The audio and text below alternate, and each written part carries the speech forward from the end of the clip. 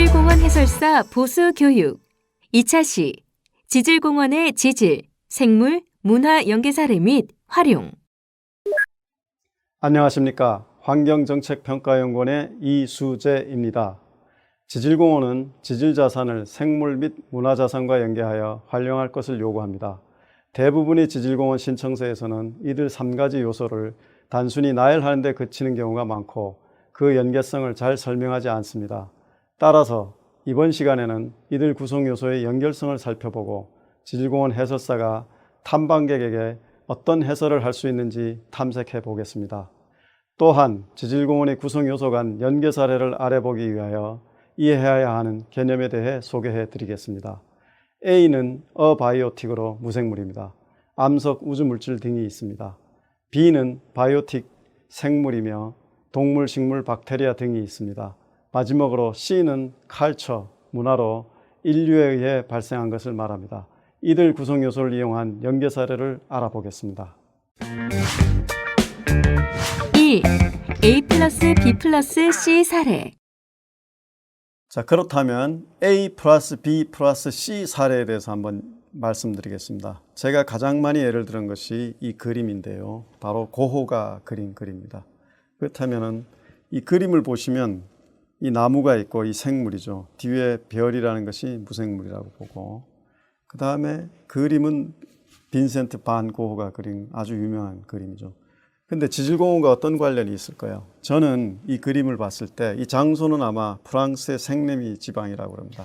저는 이 지반이 석회암으로 아마 이루어졌을 거라고 추정하고 있습니다. 생레미 지역은 프랑스의 남부 지역인데 이 나무는 특히 사이프레스 나무라 그래가지고 석회암 지역에서 굉장히 잘 자랍니다. 그렇다면 지질공원 해설사는 이걸 이용해서 지질을 어떻게 연결을 해야 될까요? 뒤에 한번 보시면 프랑스 지질도가 있습니다. 그래서 여기 파란색이 석회암으로 되어 있죠. 그래서 여기 석회암 지역의 생레미 지역이 석회암입니다. 그렇다면 우리가 이 그림을 다시 한번 봤을 때 이러한 고호 그림에 이런 사이프레스 나무가 있고, 만약 이탈리아를 여행하다 보면 이런 사이프레스 나무가 많이 있을 겁니다. 이것은 필히 석회암하고 관련이 있다는 것을 알 수가 있습니다. 그래서 우리가 100%는 아니지만 이런 사이프레스가 아주 많이 자생한다. 그러면 그 지역의 바탕이 뭐냐 했을 때 우리가 이 그림을 보시면은 이러한 그림이 있다 그러면 이 밑에는 석회암이 있다라는 것을 우리가 추정할 수 있습니다. 물론 야외에서는 이 석회암이 바로 안 보일 수도 있겠죠. 그렇지만은 적어도 지질공원 해설사나 지질공원을 하시는 분들은 이 사이프레스 나무 밑에는 석회암이 있다는 것을 추정할 수 있어야 합니다. 한 예를 들어보겠습니다. 우리 연구원에 근무하시는 어떤 박사님이 그 연구실에 이 고호 그림을 그려놨었죠. 그래서 이러한 얘기를 전달했을 때 이분이 새로운 사실을 듣고 상당히 기뻐하는 모습을 여러분들이 볼 수 있습니다. ABC 사례에 대해서 제주도에 좋은 사례가 또 하나 있습니다. 제주도를 보시면 모양이 고구마처럼 길게 늘어져 있는데요. 이것은 동서방향으로 점성이 매우 낮은 용암이 퍼져나간 것입니다. 양쪽으로. 그 다음에 남북방향으로는 점성이 높은 용암이 흘렀기 때문에 상대적으로 멀리 가지 못해서 짧게 되어 있습니다. 그래서 여러분들이 이 지역을 가시면 대체로 암석이 구툴구툴하고 삐죽삐죽하거나 높고 낮은 고저를 보이고 있습니다. 상대적으로 우리가 동서지역 이런 지역을 가보시면 평야지대가 많습니다. 그래서 이런 것 때문에 제주도가 생물 분포도 다르고 문화도 달라져 있습니다. 그래서 우리가 대표적으로 만약에 수월봉 지역에 한번 가보시면 이쪽 지역은 응해암이 상대적으로 많이 풍부하기 때문에 두꺼운 토양이 만들어져 있고 상대적으로 농업 생산성이 비교적 높습니다. 그 다음에 산물이 좀 많기 때문에 상대적으로 온순한 사람들이 있다고 하고요. 우리가 이쪽 김영 지역을 한번 가보시면 현무암 노출지가 상대적으로 많습니다. 그렇다 보니까 토양층이 희박하고 조개 껍질 성분 모래가 좀 많습니다. 상대적으로 농업 생산성이 좀 낮고 상대적으로 이쪽에 계신 분들이 강인한 성격을 가지고 있다고 합니다. 그래서 우리가 제주도의 특산물을 보시면은 지역별로 양체류 주산지, 마늘 양파 주산지, 강근류, 군체류 주산지라 해서 지역별로 토양에 따라서 이 농업 생산물이 달라지는 것을 볼 수가 있습니다. 그래서 이런 걸 보시면 제주도 토양의 근원에 따라서 이 비화산토하고 화산해토로 나눴을 때 여기에 상대적으로 이 토양 특성이 달라지기 때문에 거기 재배되는 작물도 습해에 약하지 않은 대부분의 원해용 밭작물, 이쪽 화산해토는 당근, 무, 더덕과 같은 근체류가 발달하게 되어 있습니다. 그래서 우리가 제주도 지역 내에서 토양의 종류별로 한번 보시면 암갈색의 비하산해토, 노안갈색의 하산해토, 흑색 화산해토, 산악지 화산해토 등으로 구분하고 이들의 위치가 서로 각각 다 다르다는 것을 여러분들이 볼 수가 있습니다. 이에 따라서 농업 생산물이 달라진다고 합니다. 그래서 제주도 지역별로 토양 종류 및 특성을 보시면 암갈색 비화산해토는 육지와 비슷하고 색상이 암갈색이고 특징이 비교적 오래전에 만들어진 토양으로 암석에서 풍화가 많이 진행된 토양이라고 합니다. 그래서 노안갈색과 흑색 화산해토, 산악지 화산해토가 각장 특색이 다르고요. 여기에 따라서 농업 생산력이 다 달라진다고 합니다. 대표적으로 한번 당근을 보시면 당근은 제주도에서 이쪽에서 많이 자라게 되는 거죠. 그래서 이쪽을 보시면은 응이암 성분은 상대적으로 여기에 많이 있고요. 송리 지역이나 용암이 많이 분포하고 있습니다. 그래서 이 제주도에서 당근은 이 사질토가 좀 많은 곳에서 아마 생산된다고 합니다. 그래서 이 재밌는 것은 만약에 이 송이라고 하는 제주도 이러한 토양이 많은 곳에서 자라는 것은 다양한 모양을 갖게 되는 거죠. 그래서 이러한 모양의 당근은 비교적 저런 송이가 없는 곳에서 자란 곳이고요. 이런 모양을 가진 것은 송이가 좀 많은 곳에서 자랐다고 합니다. 그래서 이 토양 특성에 따라서 같은 식물이라도 모양이 달라지는 것을 알 수가 있습니다. 그렇다면 제주도에서 한번 서부 해안하고 북동 해안에 한번 살펴보시면 기본적으로 암석은 여기에서 응이암이 좀 많고요. 여기는 현무암 노출지가 많이 있습니다. 그러다 보니까 생물도 이쪽에서는 양파나 양배추, 감자, 고구마, 비트, 콜라비 같은 것이 이제 자라고요. 그러다 보니까 상대적으로 농산물이 풍부하고 이쪽은 당근, 땅콩, 마늘 같은 것이 자라고 상대적으로 농산물이 적다고 합니다. 그렇다 보니까 문화도 달라졌는데요. 이쪽 사람들은 상대적으로 온순하고 또 그 농산물이 풍부하다 보니까 상대적으로 소비를 좀 빨리 하고 그 다음에 해녀의 규율이 상대적으로 유연하다고 합니다. 그러다 보니까 현지 정착 비율이 상대적으로 높고요. 그러나 이쪽 김영 지역에서는 생활 여건이 상대적으로 좀 멀었고 음식을 저장하는 습관이 있다 그러고 해녀도 굉장히 규율이 강하다고 합니다. 그러다 보니까 과거에 제주도 밖으로 이주가 많았다고 합니다. 그래서 우리가 한번 보시면 암석이 문화를 가른다라고 해서 이쪽 지역에 이 암석 차에 따라서 이런 문화가 달라졌고요. 그 다음에 수직적으로 보면 암석과 생물과 문화가 수직적으로 연결되어 있다는 걸 서로 볼 수가 있습니다. 그래서 우리가 이 ABC 사례로 대표적으로 제주도 문화와 생물, 그 다음에 도를 들 수가 있습니다. 또 하나의 ABC 사례를 들어보면 도자기는 상당히 중요한 이제 예가 되는데요. 이것은 음양오hen설과 연관이 될 수 있습니다. 그래서 우리가 용어에 대해서는 이런 용어를 쓰고 있으니까 참고하시고요. 이 소송 온도라고 해서 만드는 온도에 따라서 800도씨 하면 토기, 1000도씨면 벽돌, 독이라고 하면 1200도, 섞이면 1300도, 자기는 1400도까지 이상을 말하고요. 그래서 여기에 쓰이는 원료는 점토류하고 암석류로 이렇게 나눠진다고 합니다. 그래서 우리가 도자기를 한번 보시면 목, 화, 토, 금, 수라는 음양오행 5가지 요소를 다 갖추고 있습니다. 우리가 도자기를 만들 때 불이 필요하니까 나무를 떼어야 되고요. 용광로에 불이 만들어지고 그 다음에 흙은 도자기 원료가 되는 것이죠. 그 다음에 금속은 우리가 여기 보시면 도자기에 만들어 놓은 음식을 먹을 때 금속을 사용하잖아요. 그 다음에 이 원료를 점토 분리할 때 혹은 이 도자기를 이동할 때 배가 필요하고 그 물이 필요하겠죠. 그래서 우리가 도자기는 A, B, C의 전형적인 사례라고 볼 수가 있습니다. 그 다음에 우리가 동굴인 경우에 A, B, C 사례를 또 알 수 있는데 백룡동굴이 강원도 평창에 있습니다. 강원 고생대 지질공원의 일부죠. 그래서 여러분들이 아마 보시면은 이 보통의 그 석회암이든 대리석이든 그래서 빛을 투과하는 정도가 빛을 투과하면 여기에 보시면 여러분들이 빛이 투과하는 걸 볼 수 있습니다. 그 다음에 이분도 랜턴을 비쳤을 때 이 정도가 빛이 투과하는 거죠. 그래서 이분이 지금 보여주시는 것이 여기에 랜턴을 대지 않았을 때는 빛이 투과하지 않지만 랜턴을 대면 이 빛이 투과하는 것을 볼 수 있습니다. 그래서 이러한 대리석의 투광 효과를 이용해서 식탁을 만들거나 조명기구를 만들면 상당히 분위기 있는 것을 만들 수 있겠죠. 자, 그렇다면 이 빛을 비춰서 대리석이 보이지만 다음을 한번 생각해 봅시다. 여러분 뭐가 보이시나요? 이것이 백령동굴에서 제공하는 암흑 체험입니다. 여러분들이 동굴에 있다고 생각하시고 아무것도 보여주지 않았을 때 이 박쥐가 어떻게 날아다니는지 또 인간은 무슨 생각을 하게 되는지 상당히 흥미로운 생태 관광이라고 저는 보고 있습니다.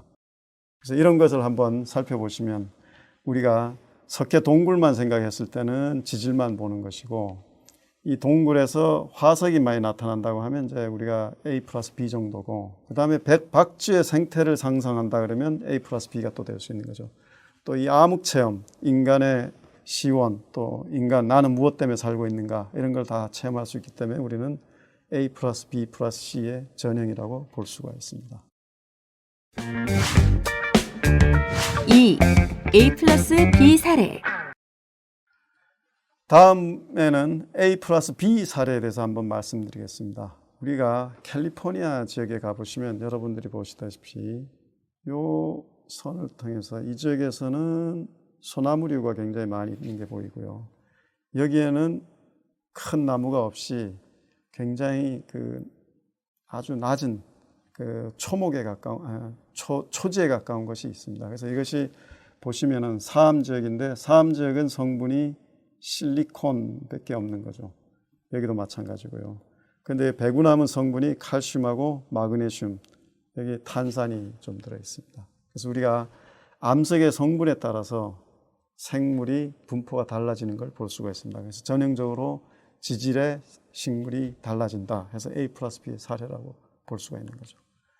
그렇다면 우리가 다소 복잡해 보이지만은 여러분들이 화강암, 현무암, 각섬암, 편암, 쉐일, 사암, 규암, 석회암 이런 것이 학술 용어지만은 만약 화학 성분을 보신다면은 이 실리콘 성분, 그 다음에 티타늄 성분, 알루미늄 성분, 철 성분, 이것도 철 성분이고 마그네슘, 칼슘, 그 다음 나트륨, 칼륨, 이게 물, 이산화탄소 이렇게 성분이 다 달라지게 됩니다. 그래서 이것을 여러분들이 암기할 필요는 없지만은 요런 암석들은 SI 성분들이 극히 우세하고 요런 것들은 마그네슘 성분이 우세하고 우리가 특히 K2O라는 걸 잘 살펴보시면 비료의 3대 요신 N, P, K, 질소, 인산, 칼이라는 이 세 가지 성분 중에 K라는 성분을 암석이 가지고 있습니다. 그래서 이런 특징 때문에 우리가 지질과 함께 식생이 좀 달라지게 됩니다.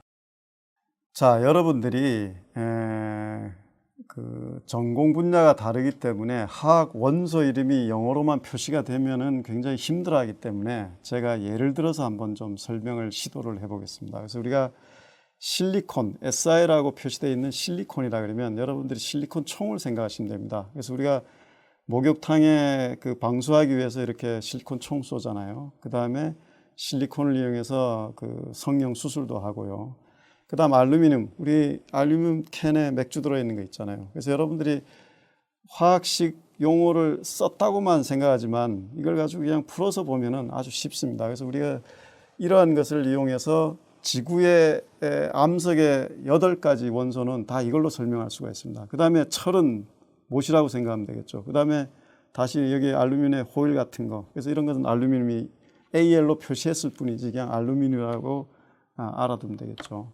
마찬가지로 요즘 마그네슘 영양제에 마그네슘 굉장히 많습니다. 또 이 멸치의 새카만 부분 그런 것이 마그네슘이 많고요. 칼슘은 우유에 많이 있다고 보는 거죠. 그 다음 시멘트 성분이 CA가 많고요. 그 다음에 소금에는 NA가 많습니다. 그 다음에 우리가 골프를 좋아하시는 분이라면은 타이거 우즈가 경기 중에 이 바나나를 먹는데 이것이 칼륨이 많습니다. 그래서 우리가 이 화학식 원소 기호가 나오면 두려움을 갖지 말고 이렇게 일상생활에서 나오는 물질과 같이 한번 연결을 하시면은 굉장히 쉽게 접근할 수 있습니다. 그래서 우리가 지각에 있는 암석의 성분을 보시면은 산소, 실리콘, 알루미늄, 철, 마그네슘, 칼슘, 나트륨, 칼륨 요 8가지 원소로 다 설명을 할 수 있습니다. 그래서 이것이 기호로 되어 있다는 것만 그거 하고 두려움을 갖지 말고 연상을 한번 해보시면 쉽게 이해할 수도 있을 겁니다. A 플러스 B 사례로서 우리가 또 직권생물권 상호 관련이 있는 것에 대해서 이것이 기후변화와 관련이 있다는 것을 또 말씀드리겠습니다. 우리나라에 과거에는 태백산맥이라고 그랬지만 백두대간이 이렇게 지금 지나가고 있습니다. 그 다음에 낙동정맥이 이걸로 지나가고 있죠. 근데 특이한 것은 이 두 산맥이 만나는 곳이, 산줄기가 만나는 곳에 석회암이 광범위하게 분포하고 있습니다. 그래서 이것이 이 석회암 때문에 흥미있는 일이 일어나고 있는데요. 이 석회암에서 산서나무 같은 개박달나무 같이 이 석회암에서 주로 이제 잘 사는 나무들이 이제 발견되기도 하고요. 이 석회암을 좋아하는 식물이냐 아니냐에 따라서 생존 조건이 달라집니다. 다시 올라가면 만약에 지금 기후변화 온난화가 일어나니까 만약에 북반계 식물이 남쪽으로 내려왔다면 이 산을 통해서 혹시 올라간다고 생각해 봅시다. 근데 중간에 석회질을 만나요. 그렇다면은 이 석회질에 견딜 수 있는 나무는 통과가 가능하겠지만 여기서 견딜 수 없는 것은 못 올라가고 멸종하게 되겠죠. 그래서 이것은 아직까지 가설이겠지만은 우리가 이 석회질을 잘 통과하냐 못하냐에 따라서 이 식생이 완전히 달라지게 됩니다. 그래서 이런 것들을 지질과 식생이 관련이 있다라고 하는 흥미있는 사실이 되겠죠. 그래서 우리가 암석하고 식생의 일반 관계를 한번 보시면은 우리가 크게 만약에 암석을 관이암하고 분출암으로 많이 나눌 수 있다면은 암석의 종류는 예를 들면 관이암은 화강암, 섬장암, 발염암, 초연기성암, 그다음 분출암은 유문암, 안산암, 현무암 이런 등이 있습니다.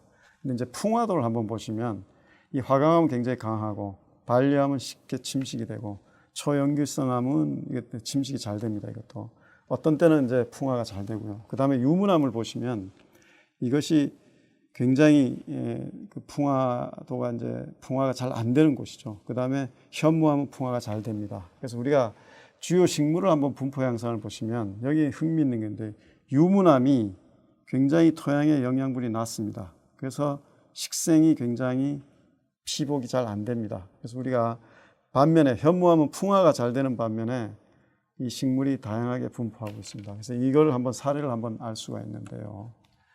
우리가 앞에서 유문암질에서는 식생이 잘 자라지 않는다라는 것을 얘기했었죠. 그래서 여기서 KRT라고 표시된 것이 유문암질입니다. 이 부분이죠. 그래서 이 사진에 대해서 같은 부분에 여기 살펴보시면 이 부분이 식생이 굉장히 성기게 있습니다. 그래서 이런 것들이 실제로 그러한지는 모르겠지만은 현장에서 나중에 확인이 좀 필요할 것입니다. 마찬가지로 여기 유문암질이 있는 곳 이쪽이죠. 환상으로 이렇게 분포하고 있는 것을 살펴보시면 실제로 식생이 굉장히 적게 되어 있습니다. 물론 이것이 현장에서 감벌에 의해 가지고 나타날 수도 있지만은 만약에 자연적인 현상이라면은 상당히 의미 있는 것이라고 볼 수가 있겠습니다. 자, 그렇다면 우리가 지구에 나타나는 흔한 암석이 여러 종류가 있는데요. 그 암석의 그 화학 성분을 보면 단순화시킬 수 있습니다. 우리가 규암은 실리콘이 주로 많고요. 그 다음에 염기성 암석, 현무암이라는 거 있죠. 그것을 보시면 철과 마그네슘이 상대적으로 많습니다. 물론 이제 실리콘도 있고 알루미늄도 있지만은 철과 마그네슘이 상대적으로 많고, 그 다음에 염기성 암석 중에 사문암이라는 것이 있습니다. 이것은 이제 비슷비슷한 화학 성분인데요. 여기 조금씩 화학 성분이 차이가 납니다. 그 다음에 화강암은 비교적 실리콘하고 알루미늄이 좀 풍부하고, 어떤 것이 만약에 칼륨이 제일 많다, 알칼리가 많다 이렇다면은 우리가 알칼린이라고 이제 주로 얘기합니다. 그래서 여기 K가 많으면 아까 그 비료의 3대 요소의 성분이 된다고 그랬죠. 그 다음에 우리가 흔히 말하는 석회암, 칼슘이 이제 굉장히 많습니다. 그 다음에 백운석이라고 그래서 돌로마이트라는 게 있습니다. 그것은 칼슘과 마그네슘 성분이 아주 많겠죠. 그 다음에 하동 지역에 가보시면 회장암이라고 있는데요. 칼슘, 알루미늄, 실리콘 이 성분이 많이 있습니다. 그래서 우리가 이러한 화학 성분 차이 때문에 여기에 자랄 수 있는 식생이 영양분의 차이 때문에 달라진다는 것이 일반적인 해석입니다. 그렇다면 우리가 암석별로 발견되는 희귀종 수를 한번 좀 살펴볼 수가 있는데요.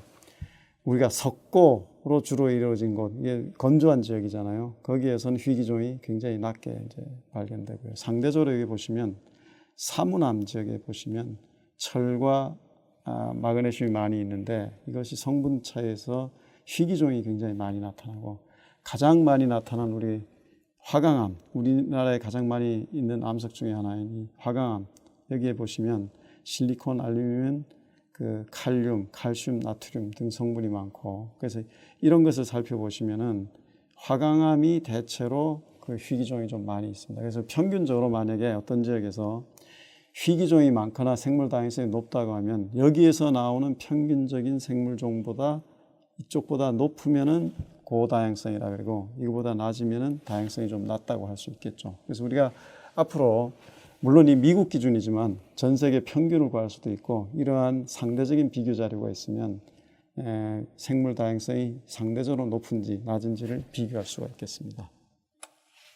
그럼 예를 들어서 AB 사례로서 중국의 천주산 세계지질공원이 있습니다. 이 주 암석 성분이 화강암이고요. 여기에 해설판에 보시면 이것이 산성 토양 지시식물 해가지고 진달래가 많이 피어 있는 걸 알 수가 있습니다. 그래서 이건 화강암 지역에 굉장히 흔하고요.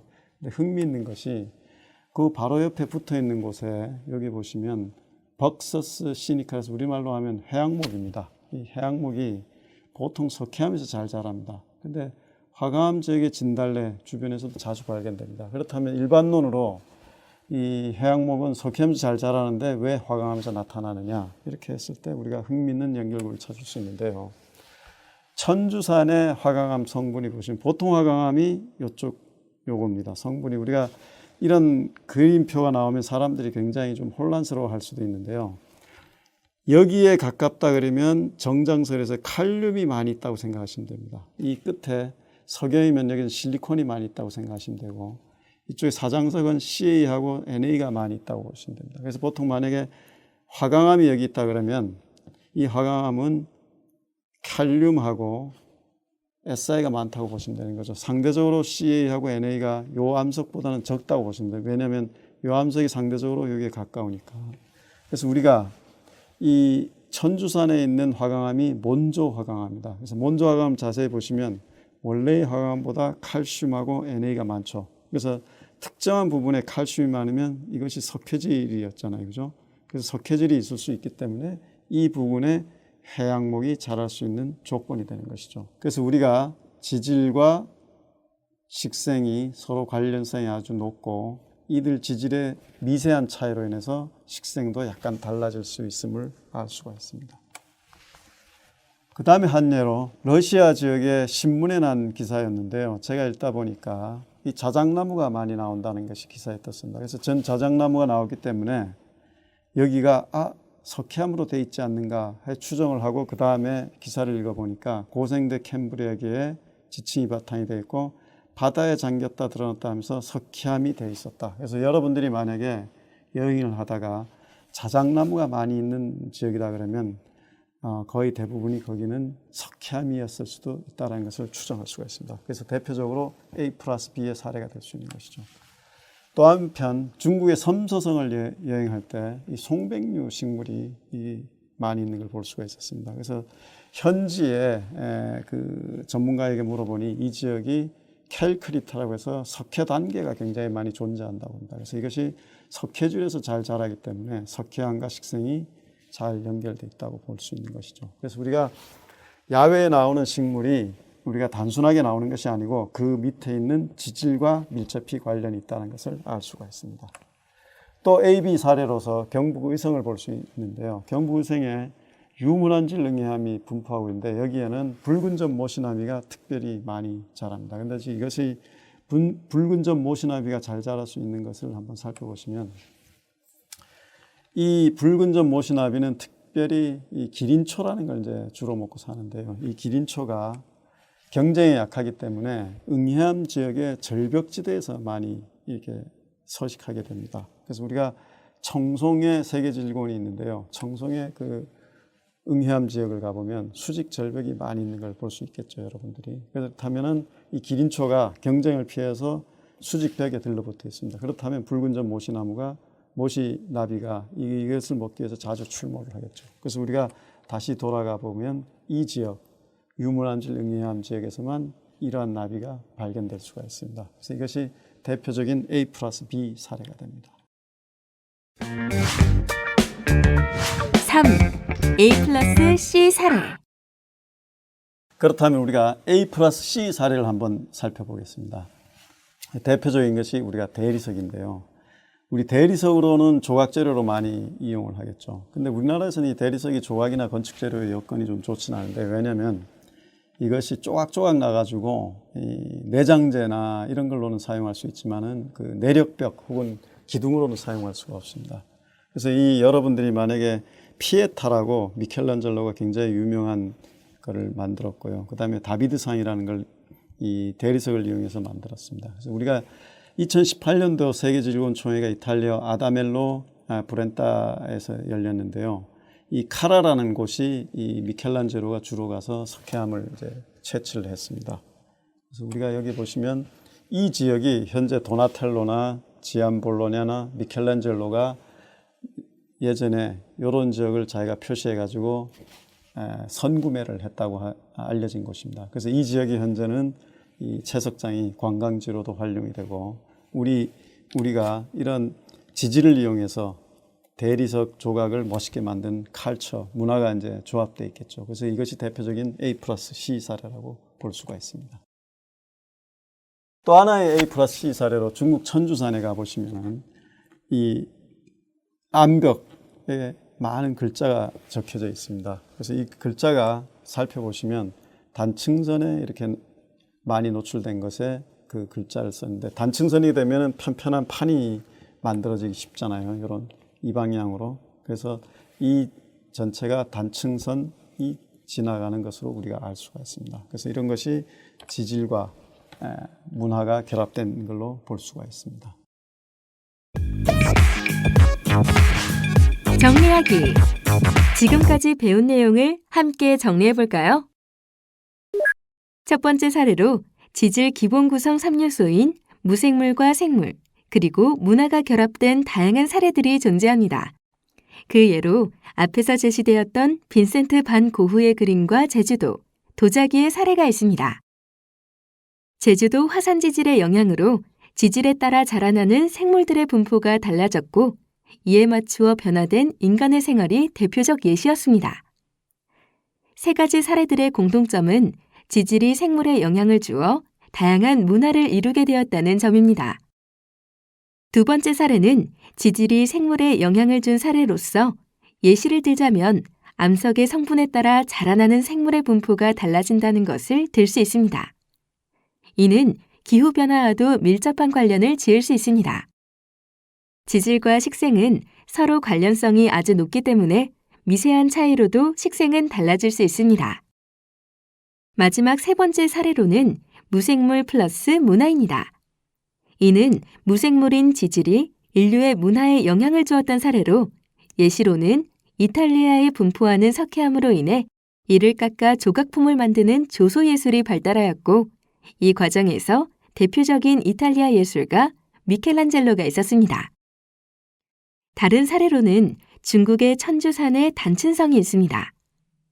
이 두 가지 사례들은 현재 관광산업에도 영향을 주고 있어 수익 창출로도 이어지고 있습니다. 지금까지 지질공원의 지질, 생물, 문화 연계 사례 및 활용에 대해 알아보았습니다. 여러분, 수고하셨습니다.